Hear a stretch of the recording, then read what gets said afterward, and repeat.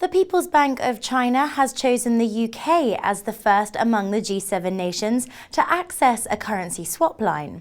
On the phone with me now to give us his insight into this topic is Devonshire-Ellis, founding partner and principal of Dezan, Shira and Associates. Chris, in your opinion, who has more to gain from this proposed deal, London or China? I don't think that that's quite the way to look at this, because both of the economies, or each of the respective economies, are fundamentally different. I think this truly is a win-win situation for both countries. It gives China access not just to the stability of the British banking system, but also through Britain's membership of the EU, access to European markets. We will find that European companies will use the City of London as a banking centre to trade swaps in RMB, but it also helps open up the Chinese market to British companies that will now find it more convenient to settle trade in RMB. So I think on this particular occasion, this really is an agreement that benefits both economies. UK companies are currently showing a reluctance to adopt the RMB. Who then do we expect to use the swap line? Can we anticipate specific industries dominating this facility? I think that's going to be a matter of some evolution. I think it's going to be a wait-and-see approach. Personally, I view that although, as I said, it will be useful for British companies to access this facility, I suspect that they will tend to be the larger institutions and UK's multinationals with business assets in China. I think that perhaps the main benefit for the UK will be that it will attract financial business from the rest of Europe. It affirms that China does view Britain's position, perhaps with the pound, interestingly, being apart from the euro, but it does it affirms that decision taken many years ago by our politicians seems to have been a rather sage one in hindsight, but at the same time also opens up opportunities for the City of London and its banking institutions to attract European business. But I think that it's still early days. That's how I suspect it's going to go.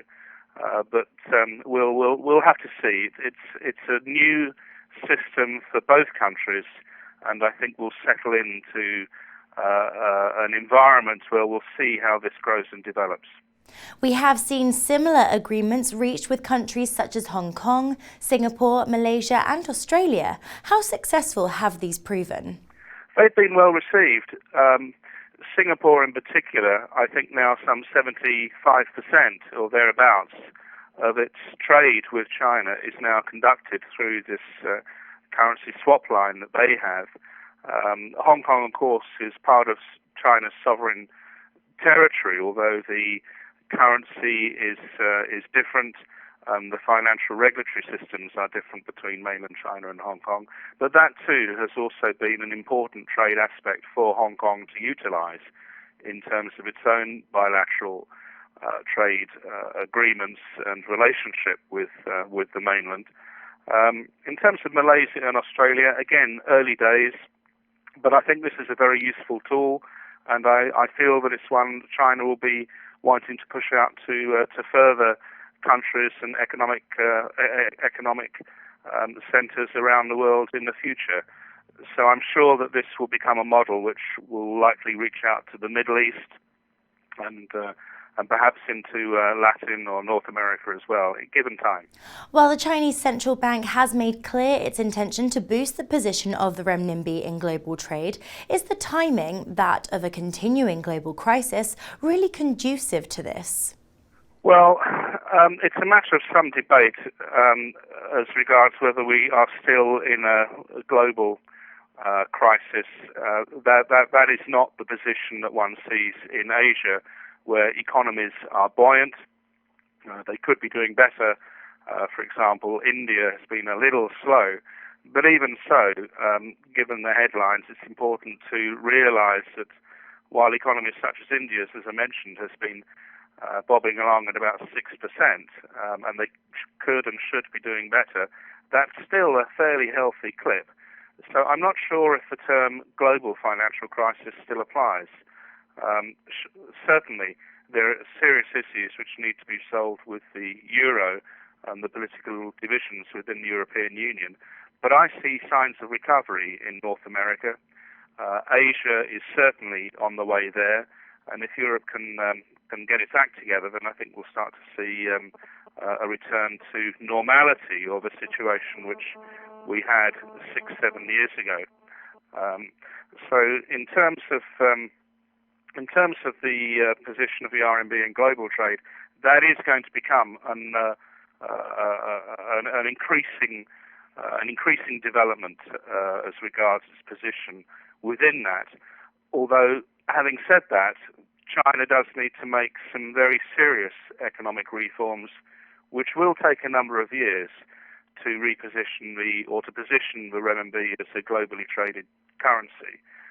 It's got some serious economic reforms to deal with before that happens, and I think that those are a minimum of 5, 6, maybe even 7 years away. China's economic reforms are not going to be easy. So a mixed bag. Yes, the renminbi will become more influential in the global markets, and deals such as this with the Bank of England signify that.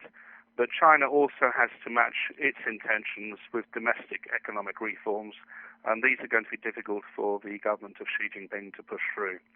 So that'll take a little while yet.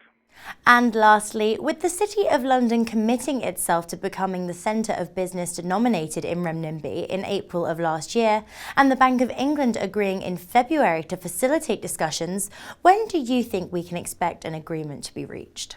Well, that's reading Chinese leaves in a teacup.